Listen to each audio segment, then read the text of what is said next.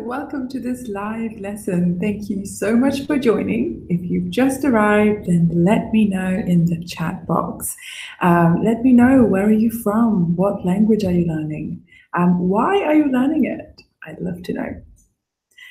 Okay, let me just make sure that everything is working on the italki website. And I'm gonna just make sure everything is working. Yes, okay, fantastic. Hello again, my name is Anu and I teach English here on italki.com. Thank you so much for registering on italki. I cannot wait to tell you all of the fantastic things that you can do on the website, and I'm going to give you some great language learning tips on the way as well.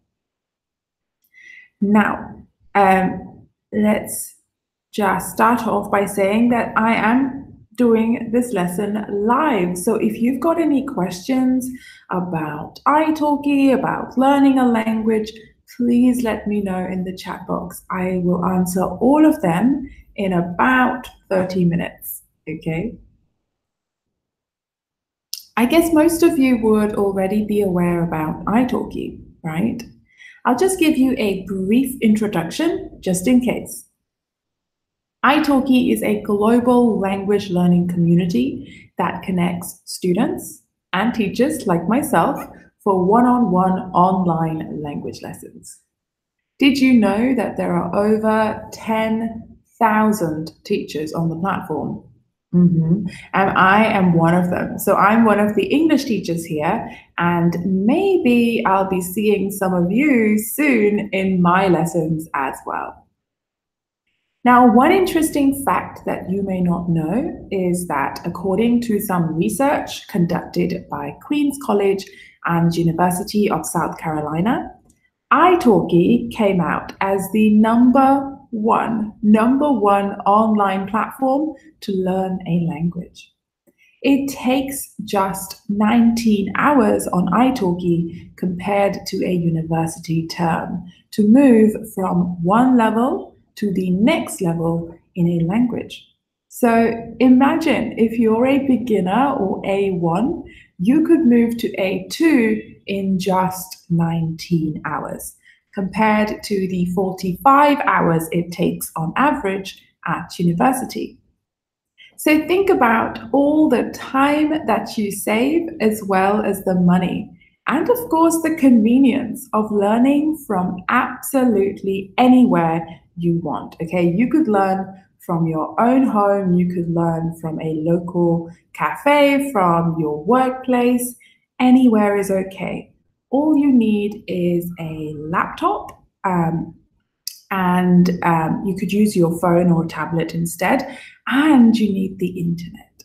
So why don't you try taking an online lesson with an italki teacher? I've got a special coupon that you can use to get $10 extra on your first purchase on the platform. Okay, the coupon is my name. It's ANU, 3 letters, easy to remember, ANU. Now remember that this coupon will only work for your first purchase. So if you've already taken a lesson on italki before, or if you've already got credits in your wallet on italki, this coupon will not work. But if you're a first-time student, or if you've never considered taking a lesson on italki before, then go on. Book an online lesson with any teacher you like and get that $10 extra. All right, the coupon once again is my name. It's ANU, 3 letters, easy to remember, okay? Now, I've got some really exciting stuff to talk about today. We are going to find out how to get the most out of an online language lesson, okay? We are going to create a language learning goal. We will find the perfect teacher for you. We will prepare for your first lesson. We'll create a language learning plan, and then finally we're going to find out how to move from one level to the next level in the fastest way possible. But while I'm talking, guys, if you've got any questions about italki, about learning a language, about using that coupon, if you want to find out more about learning English, grammar, vocabulary, pronunciation, whatever you want, okay? I will answer all of your questions live at the end of this lesson, okay? So in about 30 minutes. 20 minutes, actually, in about 20 minutes. All right. Okay, so let's create a goal for language learning. Well, before every lesson, think about exactly what you want to achieve. So if you're learning English, maybe you want to be able to go to a doctor's appointment and describe different health problems. Maybe you want to master the second conditional. Or perhaps you'd like to perfect your pronunciation and pronounce fuzz and fuss differently. It's tricky, right? Now, if you set a goal before you start, then you will feel so much more successful at the end of the lesson when you achieve that goal or you come closer to achieving that goal. But hang on, okay? Make sure you set some specific goals. So your goal shouldn't be, I'll speak fluently at the end of the hour, okay? Make it something specific, make it about just one topic.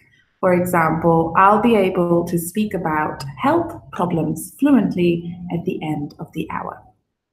Now, remember, every minute counts. So even a relaxed lesson needs language goals. Okay. Now, if you already know what goals you want to achieve, great. You can share them with your teacher before the lesson. But if you're not sure, no worries. You can always plan your language learning goals with your teacher during the lesson. All right. So, now that you've got a clearer idea about creating a goal for language learning, let's find out how to find the right teacher to, for you on italki. So I'm going to let you in on a little secret that most of my students just don't know about, okay? It's always better to use the filters on italki to find the right teacher. There, I've said it. It's not a big secret, I know, but many people just don't understand how to use the filters to find the teachers that they are looking for. So let me show you how it's done. Let me share my screen so that you can see what I can see, and I'm going to show you a little bit of italki magic. All right, so we are on the italki Find a Teacher page, okay? So this page is just a long list of all the teachers available to teach you on italki. But with 10,000 teachers on italki, it's going to be impossible to find the perfect teacher without using these filters at the very top. So the first thing you should do is choose the language that you want to learn. Now, you can choose any language from this list to have a lesson with a teacher, but I'm going to choose English as an example. Next, think about what accent or what dialect you want to learn. So if you're learning English, maybe you like my accent. Most of my students come to me because they want to practice the British accent. Maybe you watch a lot of Sherlock, or you've studied using Harry Potter before, for example. All right.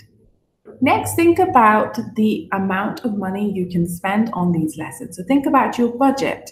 Now, don't worry, we've got a teacher for every single budget because, we've got teachers who teach for as little as $4 and as much as 80. So there is a huge range between those numbers, right?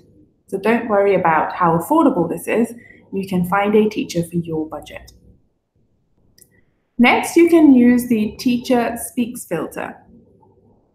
So if you want a teacher who also speaks your native language, then choose that native language from this list. Now, you don't have to do this because, I mean, all the students I teach actually don't know any other language except English, okay? So it's okay if you don't, it's okay not to have a teacher who speaks your native language. In fact, it's sometimes better. But, if you feel more comfortable, then go ahead. So I'm going to choose Portuguese as an example. So if you're from Brazil, if you're from Portugal, then this is the filter you could use. Finally, think about why you're taking these lessons. So if you're taking these lessons to, practice to pass an English exam, then go to the skills filter and select test preparation. Now, a lot of my students come to me because they want to practice for the IELTS exam, they want to move to the UK, study in the UK, or work in the UK. So I'm just going to click that as well.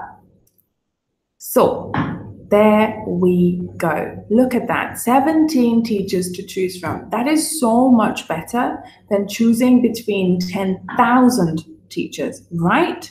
So go on, okay? Book a lesson with one of these people. Now, all of these 17 teachers is probably perfect for you. They all teach English, they're all from the UK, they all speak Portuguese, and they can all help you with the IELTS exam. So choose your filters to make it easier for you to search for the perfect teacher. Next, click on these names to find out more about them. Now, I've already clicked on one of these names to show you what a profile looks like. So the first thing you'll notice on a teacher profile is the introduction video.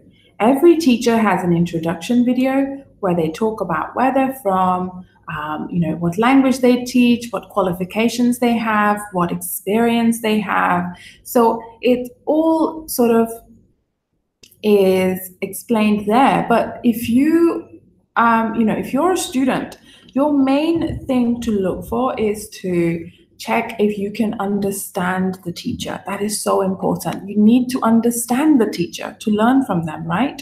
So check their accent, check how fast or how slowly they speak. Check whether you, understand what they're saying, and check if they speak clearly, all right?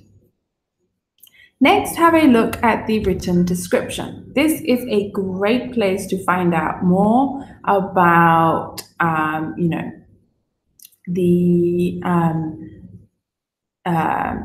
find out more details about the teacher. Now, one thing I always look at is the hobbies of the teacher.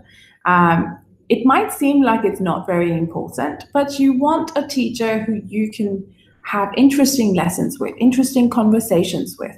So make sure that you understand what kind of hobbies they have and so on. Next, have a look at the types of lessons they provide. Now, every teacher on italki provides a different type of lesson. Now, for example, this teacher provides IELTS and TOEFL preparation courses, but if you are studying for the IELTS exam, then you should find a different teacher. If you're preparing for the FCE, the CAE, the CAT, the PET exam, you should probably find a different teacher for that. Next, look at the reviews. Now, the reviews are great. They're a fantastic way to find out more about, what kind of lessons this teacher teaches, how the individual lessons are. You can find out even about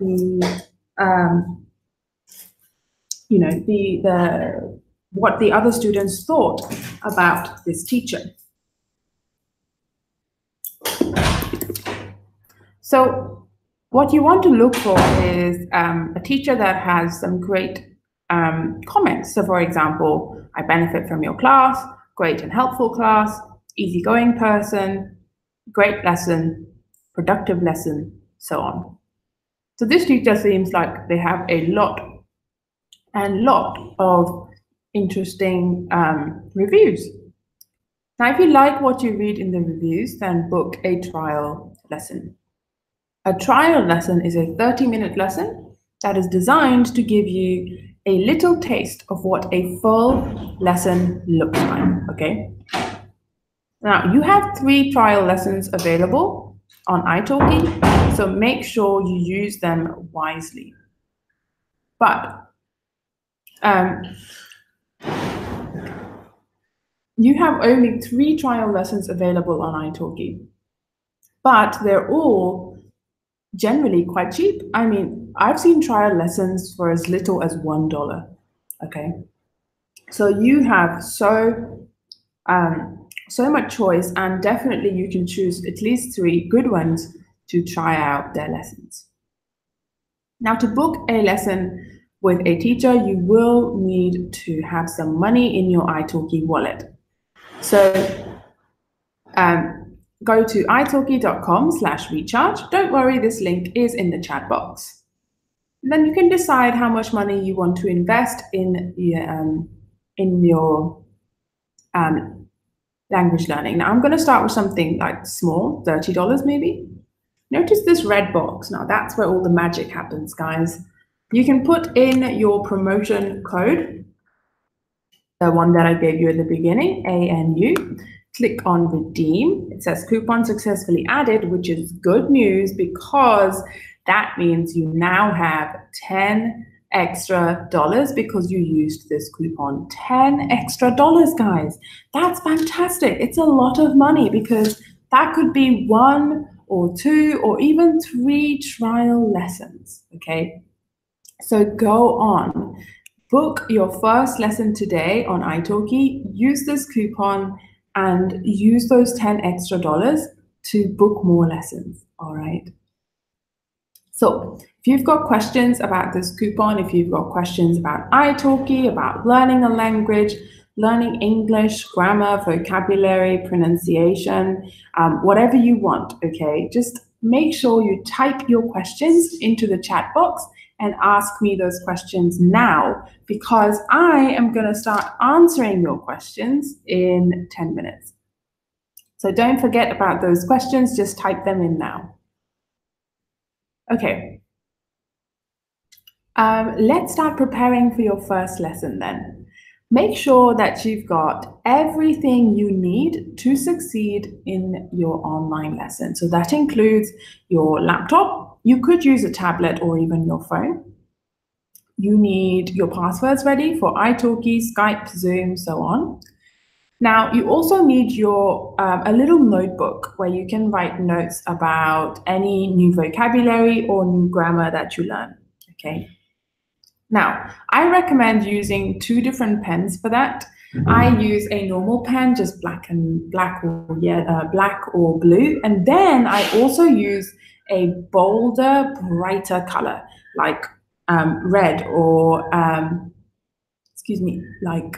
pink, for example. And the reason I do that is because when I use them together, my notes become super organized.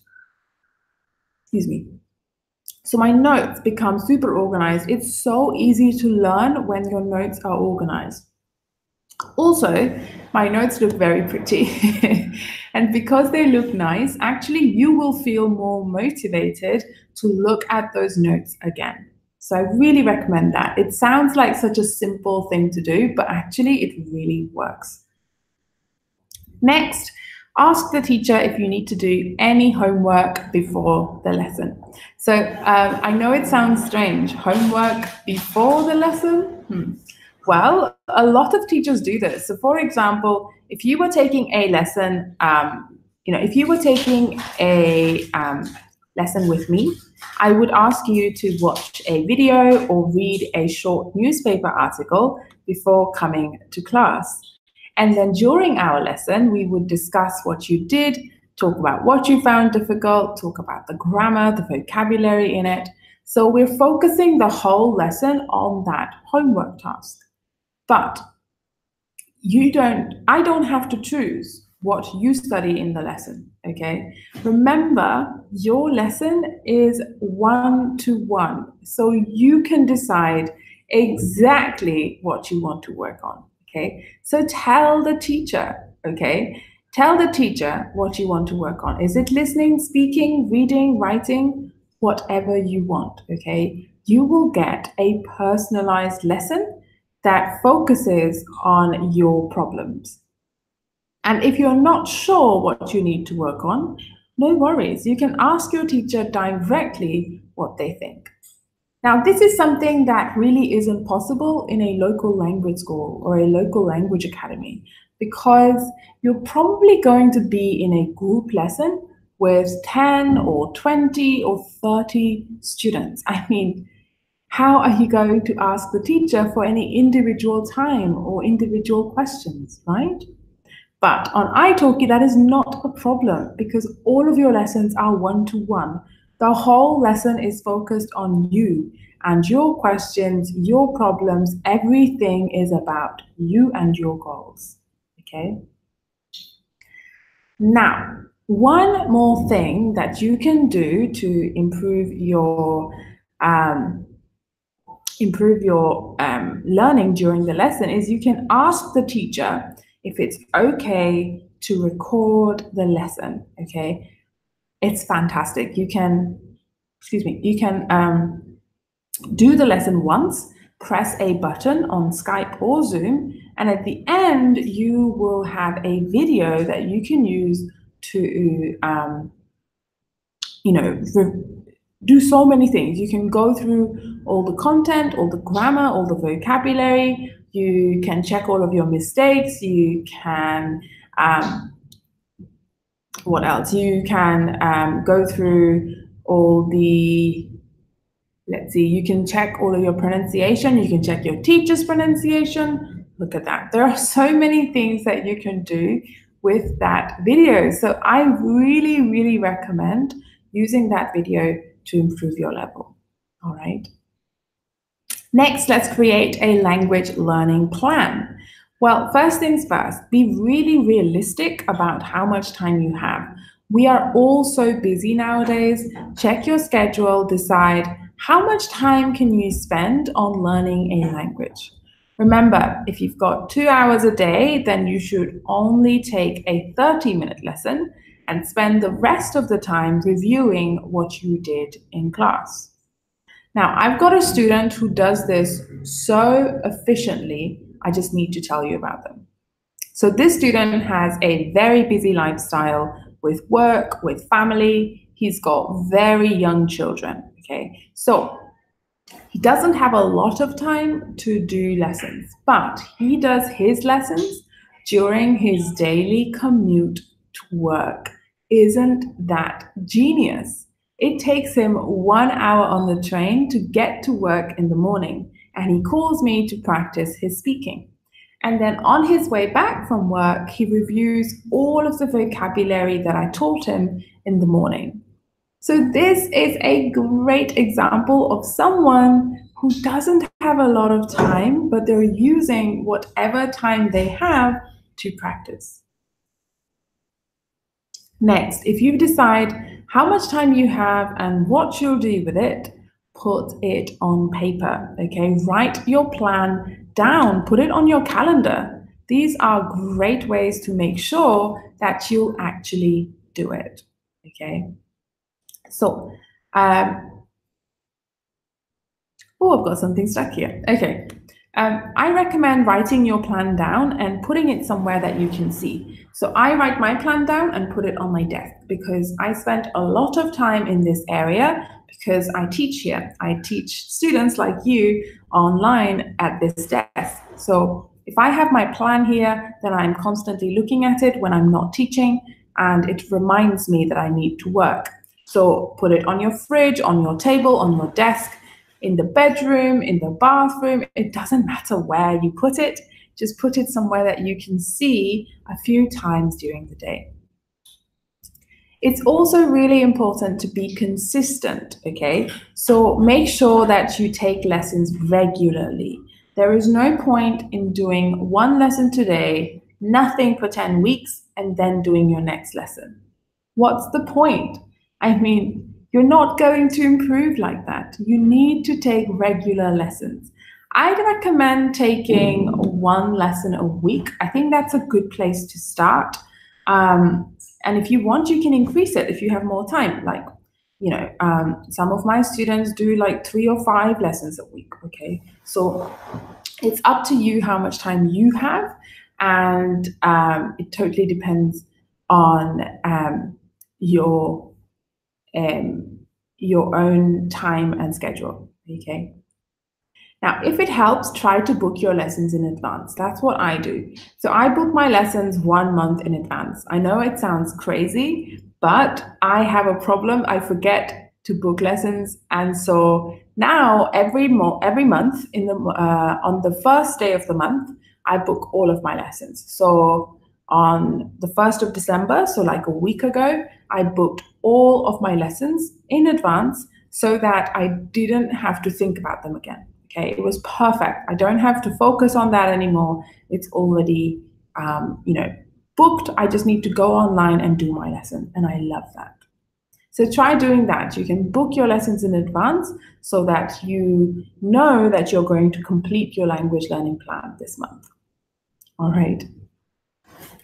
Okay, so I want to tell you how to move from one lesson to the next lesson, okay? But before I do that, I want to tell you that if you've got questions, please let me know in the chat box, okay? I'm going to start answering your questions in about 2 minutes, very, very soon. So start typing your questions if you haven't done so already. I can see there's a few questions here already.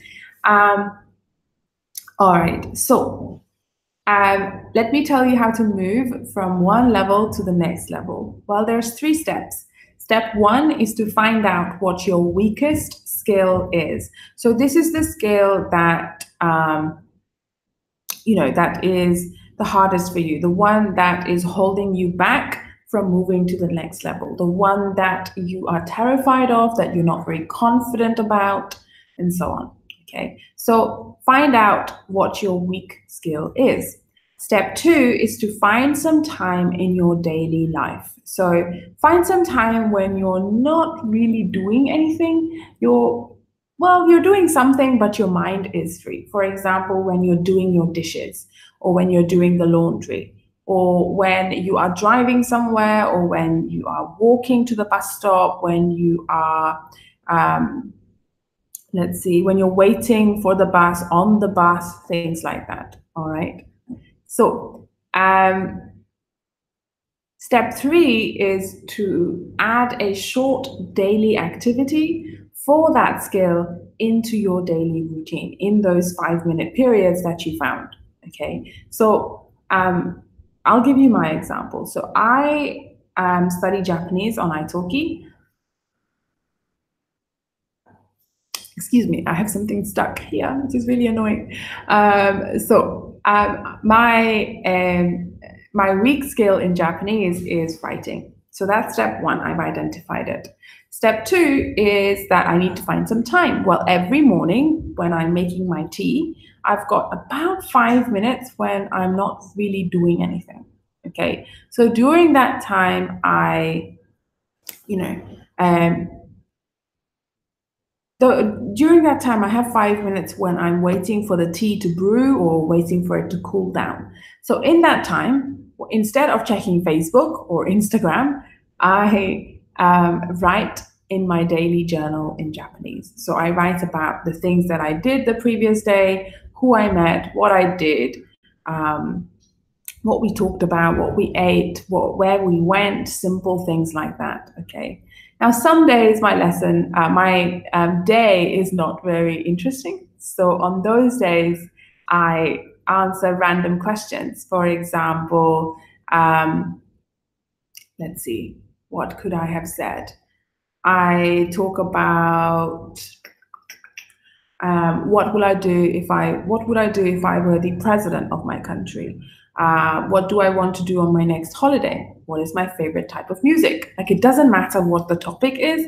You just want to write every single day, every single week as part of your routine for about 4 weeks. Then it will become a habit, okay? Then it will become like a normal part of your day. And when it feels like that skill, using that skill is a habit, that's when you move to the next level very easily. So I hope that tip is useful. I use it myself, like I said, and it really works. Trust me, it really, really does. Okay, so I hope that you've got a clear idea about how to get the most out of your online lesson. I want to thank you guys for your time and your patience. If anyone is joining in late, then I want to share my special coupon for learning any language on italki with any teacher, okay? So here is the coupon. It's ANU, 3 letters, very easy to remember. It's from me to you guys, okay? Now this coupon is in the comments, so everyone can see it there as well. You can get $10 extra on your first purchase on italki with this coupon, ANU.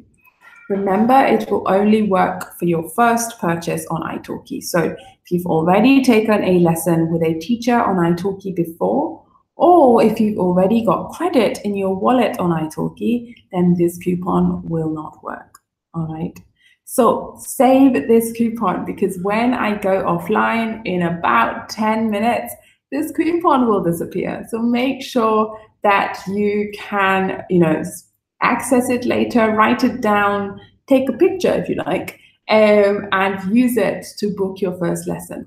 Don't wait till tomorrow or next week, or there is no next month. It's actually next year, okay?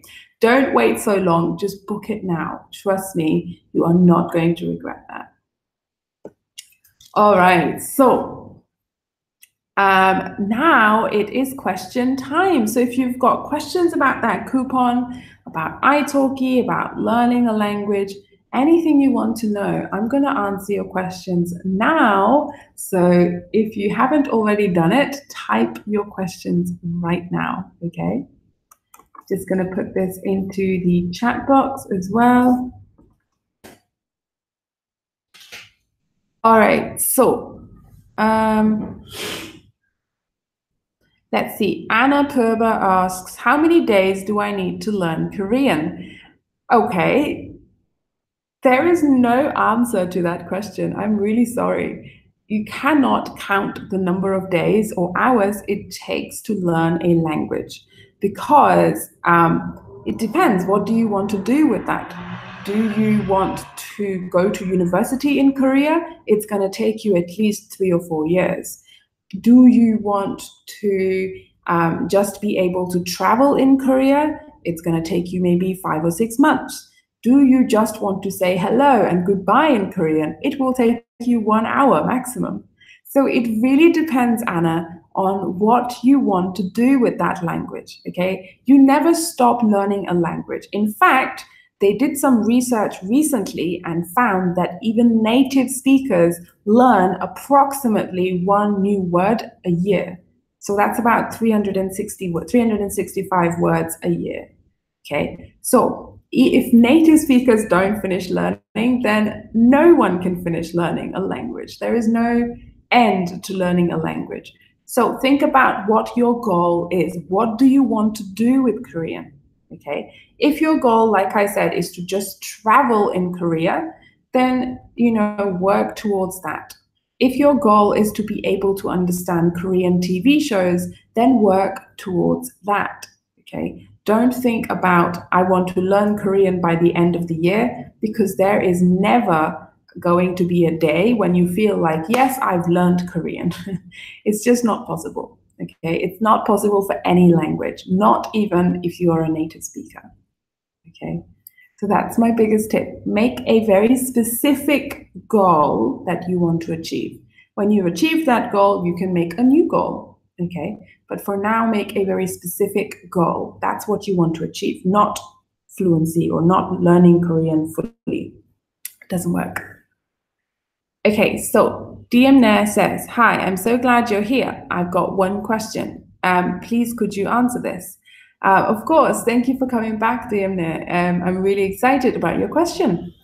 So I want to understand something. One time I was watching a film, and in the film, a man says, it is being saved.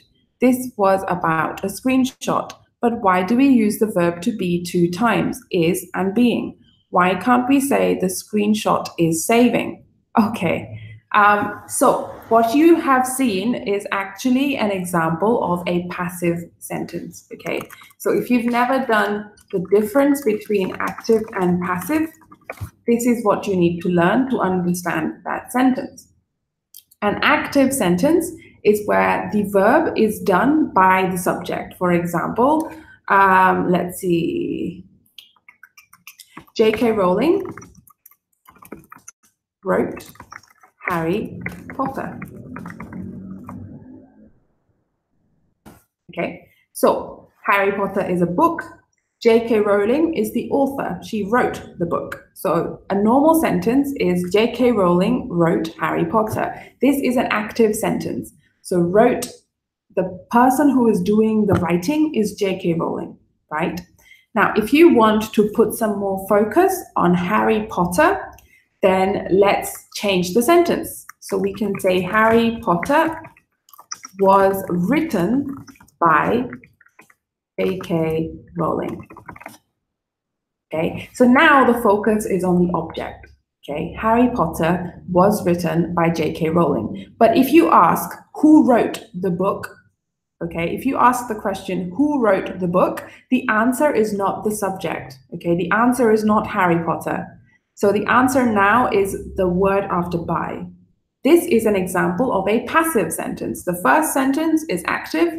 The second sentence is passive because the verb is not done by the subject. So now the structure of a passive sentence is always the verb to be.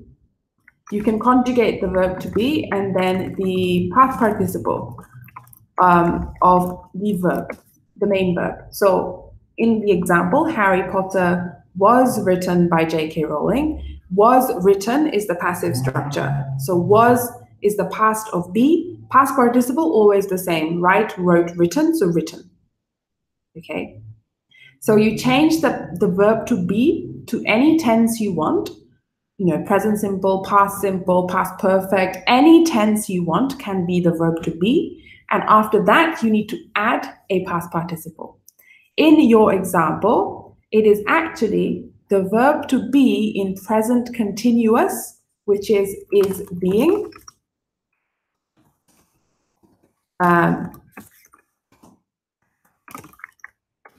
And then saved is the past participle. Okay, so it is actually a passive sentence. Okay, so the computer is saving the screenshot. Okay, but we don't care about the computer, we care about the screenshot.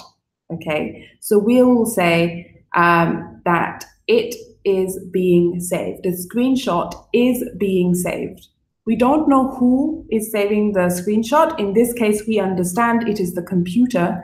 So we say the screenshot is being saved.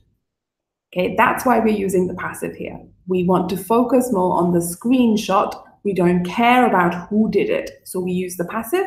To use the passive in the present continuous, we change the verb to be into the present continuous and then put the past participle of whatever verb we want to use. So save becomes saved. I hope that makes sense. Let me know if you want more examples. The passive is actually a very big grammar topic. It's got so many different things to think about. I've just given you a very basic explanation. I hope it makes sense. But the key thing with passive is don't panic. So many students are so scared of passives, but don't be. It's a very simple concept. You just need to change the verb to be to any tense. Okay, so has been or is being, is, am, or was, were. Any type of tense can be the passive, and then the next part is the past participle. DM there says, okay, I understand it now. Thank you. Yeah, you helped me. Fantastic. I'm really, really glad. Passive is tough. It's really tough for some people, but it shouldn't be. The structure itself is very simple. Like I said, verb to be and past participle, always. There's no exceptions. And then you think about why you're using the passive as well. That's also useful. If you search on like YouTube or you searched on like BBC Learning English for passives, I'm sure you'll find lots and lots of help. There are so many videos that I've seen. Some of them are fantastic. I really recommend it. All right. Any more questions?